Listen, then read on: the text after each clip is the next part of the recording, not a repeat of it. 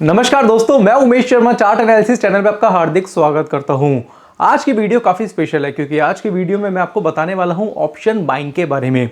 हालांकि आप लोगों को ऑप्शन बाइंग के बारे में पता होगा, बट आज की वीडियो में मैं कुछ नया बताने वाला हूं कि ऑप्शन बाइंग क्या होती है, कैसे करी जाती है, कैसे अपना रिस्क है वो कम करके रिवॉर्ड आप ज़्यादा प्राप्त कर सकते हैं जब आप ऑप्शन ट्रेडिंग करते हैं। और साथ साथ जब आप ऑप्शन बाइंग करते हैं तो किस टूल का आपको सबसे ज़्यादा यूज़ करना है वो मैं आज की वीडियो में आपको बताने वाला हूं। तो आज की वीडियो काफ़ी स्पेशल है, इसे शुरू से लेकर आखिर तक जरूर देखिएगा। चैनल को सब्सक्राइब नहीं करा है तो चैनल को सब्सक्राइब कर लीजिएगा। तो अभी आप मेरे पीछे देख रहे हैं, हमारे पीछे स्क्रीन है और मैं यूज़ कर रहा हूँ एम स्टॉक का ट्रेडिंग सॉफ्टवेयर। और मैं आपको इसी ट्रेडिंग सॉफ्टवेयर में आपको बताऊंगा कि कैसे आप इसको यूज़ करके आप ऑप्शन बाइंग भी कर सकते हैं। हालांकि आपके पास दूसरे ऑप्शंस भी होंगे, बट यहाँ पे मैं कुछ नई चीज़ आपको बताने वाला हूँ कि कैसे आप इस एम स्टॉक के इस सॉफ्टवेयर को यूज़ करके, ट्रेडिंग सॉफ्टवेयर को यूज़ करके ईजी तरीके से कैसे आप ऑप्शन बाइंग करेंगे वो मैं वीडियो में बताने वाला हूँ।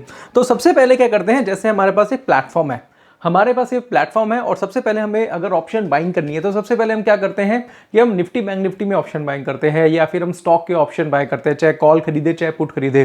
बट एग्जांपल के तौर पे अगर आपको मान लो कि निफ्टी में ट्रेडिंग करने हैं तो सबसे पहले आप क्या करेंगे, आप जाएंगे निफ्टी के चार्ट पे और निफ्टी देखेंगे तो अभी निफ्टी का जो प्राइस चल रहा है वो चल रहा है 18,147 का। और आपको लग रहा है कि भाई निफ्टी में मुझे क्या करना चाहिए, मुझे कॉल खरीदनी चाहिए या फिर पुट खरीदनी चाहिए। तो सबसे पहले क्या करेंगे, अब ये सॉफ्टवेयर में जाके आप इस पर करें डबल क्लिक। आप इस पर डबल क्लिक करेंगे तो सबसे पहले आपको क्या मिलेगा, एक चार्ट आपके सामने मिल जाएगा।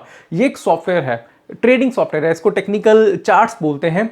तो जैसे कि आप एनालाइज करते हैं, एनालिसिस करते हैं, जैसे मान लो आपने इसे 30 मिनट का चार्ट लगा लिया और 30 मिनट के चार्ट पे आप प्राइस की स्टडी कर रहे हैं। बेसिकली अब भाव है, इसको कन्वर्ट किया है कैंडलस्टिक में। अब आप भाव की स्टडी कर रहे हैं और अभी आप करंट देखेंगे तो इसका जो अभी प्राइस चल रहा है वो चल रहा है 18,150 का। अब मैं आपको बिल्कुल डिटेल में इसको कैसे समझाऊंगा, इसको बिल्कुल ध्यान से समझिएगा ताकि आप जब भी इस सॉफ्टवेयर को यूज करेंगे तो आपको काफी इजी रहेगी ऑप्शन बाइंग में। अब आपने देखा भाई 18,150 का रेट है और आपने क्या करा है, इसका थोड़ा सा टाइम फ्रेम चेंज कर लिया। आपने कर लिया इसको जी, कर लिया आपने से थोड़ा सा डेली का टाइम फ्रेम हमने लगा दिया। अब जब आप इस पर डेली का टाइम फ्रेम लगाते हैं तो आपने देखा कि भैया यहाँ पे तो एक रेजिस्टेंस का ब्रेकआउट हुआ है। ये एक रेजिस्टेंस है, रेजिस्टेंस का ब्रेकआउट हुआ है और रेजिस्टेंस जैसे ही ब्रेक हुआ है तो ये एक बहुत अच्छा लेवल हो सकता है। हम यहाँ पे क्या कर सकते हैं, अपनी पोजीशन बाय बना के चल सकते हैं।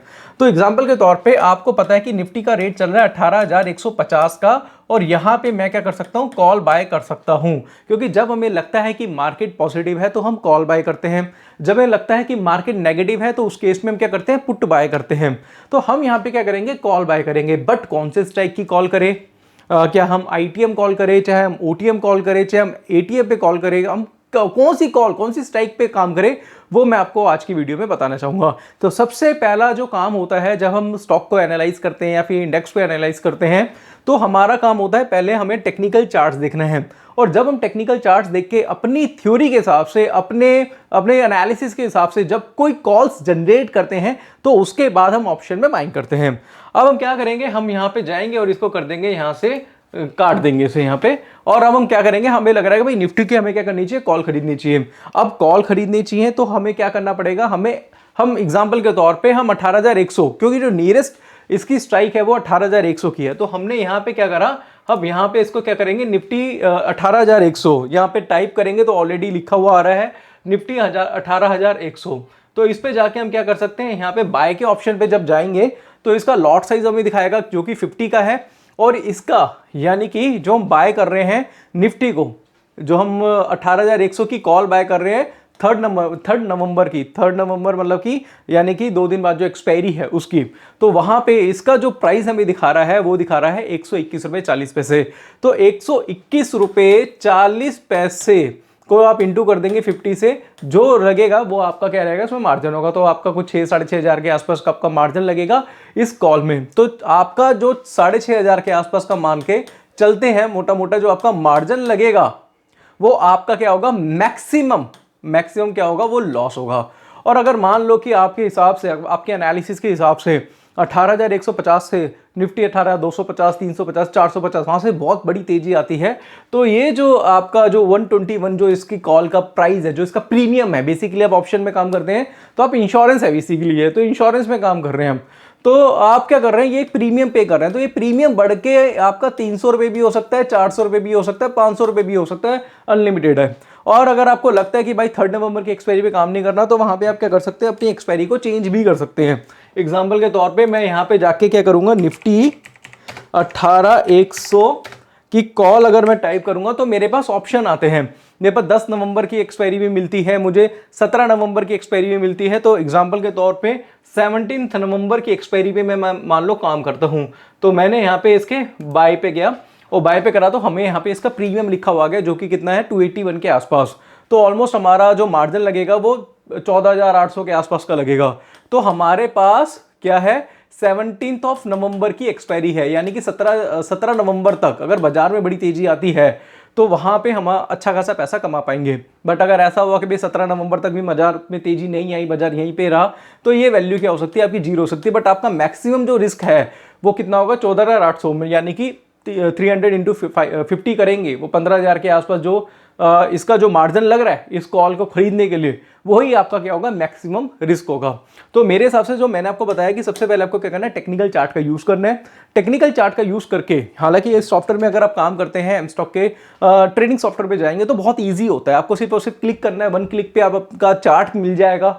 चार्ट पे जाएंगे, वहां पे आप अपना एक कॉल्स जनरेट करेंगे, चार्ट को एनालाइज करेंगे, फिर उसके बाद यहाँ पे सर्च पे जाके टाइप कर देंगे और टाइप करने के बाद आपके पास उसका प्रीमियम मिल जाएगा। और साथ साथ एक चीज और बताता हूं आपको, सिर्फ प्रीमियम ही मैटर नहीं करता, यहाँ पे अगर आप जाएंगे बाय पे तो यहाँ पे आपको आस्क और बिड भी दिखाएगा। हालांकि हर सॉफ्टवेयर में दिखाया जाता है, बट यहाँ पे ये देखना बहुत जरूरी है कि बेसिकली क्या है कि बिड और आस्क में ज्यादा डिफरेंस ना हो, क्योंकि अभी हम क्या कर रहे हैं, एट द मनी की कॉल देख रहे हैं। बट अगर हम ओटीएम पे जाते हैं या फिर डीप आईटीएम पे जाते हैं तो कई बार ये देखने को मिलता है कि जो बिड और आस्क है उसमें डिफरेंस बहुत ज्यादा होता है। ये मान के चलो ये 122 है और ये दिखा रहा हो जी 150 रुपये या 160 रुपये, तो डिफरेंस ज़्यादा होगा, तो महंगा खरीद के आप सस्ता बेचेंगे। तो हमेशा क्या करना है आपको, बिड और आस्क भी बहुत ज़रूरी है चेक करना। काफ़ी लोग बिड और आस्क चेक नहीं करते, वो ओटीएम पे काम करते, फिर कहते हैं यार मैं तो महंगा खरीद लिया और अभी देखो जी सस्ता चल रहा है, बट वो उस वक्त पे नहीं देखता, उस वक्त जल्दबाजी होती है उन्हें। तो बिड आस्क जरूर देखा करो। हालांकि मानता हूँ एट द मनी पे बिड आस्क में ज़्यादा डिफरेंस नहीं होता, बट ओटीएम पे जाते हैं, डीप ओटीएम पे जाते हैं, डीप आईटीएम पे जाते हैं, तो डिफरेंस आपको ज़्यादा देखने को मिलता है। अब आप पूछेंगे भाई ये डिफरेंस क्यों मिलता है, वो डिफरेंस होता है वॉल्यूम की वजह से। वॉल्यूम्स जब बहुत ज़्यादा कम होते हैं तो बिड और आस्क में डिफरेंस ज़्यादा होता है, और वॉल्यूम्स ज़्यादा जो रहता है वो नियरेस्ट स्ट्राइक पे रहता है, यानी कि जो फ्यूचर का प्राइस है उसके नियरेस्ट स्ट्राइक पे आपको अच्छा खासा वॉल्यूम मिलेगा, जिसकी वजह से गैप नहीं होता। जो गैप होता है बाय और सेलिंग में, वो आपको ज़्यादा देखने को नहीं मिलता। आशा करूंगा ये पॉइंट आप ठीक तरीके से समझ गए होंगे। बाकी दोस्तों बहुत अच्छा सॉफ्टवेयर है, मैं इसको यूज़ कर रहा हूं। अगर आप देखेंगे तो वॉच लिस्ट है, अपनी वॉच लिस्ट आप खुद से बना सकते हैं। एग्जाम्पल के तौर पे मैं अपनी वॉच लिस्ट पे गया तो मैंने अभी जो सिलेक्ट करा था, अभी फिलहाल यहाँ पे जाके मैं इसे क्लिक कर देता हूँ, तो अभी जो मैंने 3 नवंबर को सिलेक्ट करा था, यानी कि 18,100 की कॉल जो 3 नवंबर की सिलेक्ट करी थी, वो मेरी वॉच लिस्ट में आ गई। तो एटलीस्ट मैं अपनी वॉच लिस्ट में जाके जो मैं सिलेक्ट करूंगा वो यहाँ पे क्लियरिटी के साथ देख सकता हूँ। साथ साथ ऑर्डर्स हैं, यहाँ पे ऑर्डर्स में चेक कर सकता हूँ जो मैंने ऑर्डर लगाए हैं। पोजीशंस मेरी क्या क्या है वो मैं यहाँ पे चेक कर सकता हूँ। साथ साथ पोर्टफोलियो मेरा क्या है, जो मेरा पोर्टफोलियो कितने शेयर्स मैंने लिए हैं वो मैं देख सकता हूँ। फंड क्या है, म्यूचुअल फंड में अगर मैंने कुछ इन्वेस्टमेंट करी है तो वो मैं सारी चीज़ें यहाँ पे देख सकता हूँ।